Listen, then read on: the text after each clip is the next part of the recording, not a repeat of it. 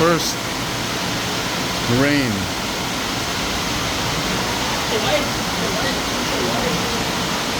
The first rain. Well, from November ata. Wala nang ulan eh. Oh wow. This is something that we should be thankful for, no? This is a blessing. Wow. Akon dahon. Akon ngelangka.